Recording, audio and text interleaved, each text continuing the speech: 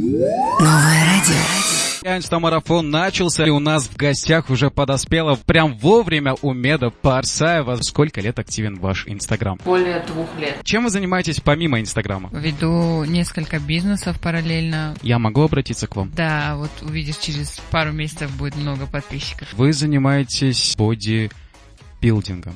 Да. У вас есть в планах выйти замуж? Конечно. К скольки годам? К сегодняшним годам. Мужская аудитория, бегите быстрее. Что стоит подарить девушке, один цветок?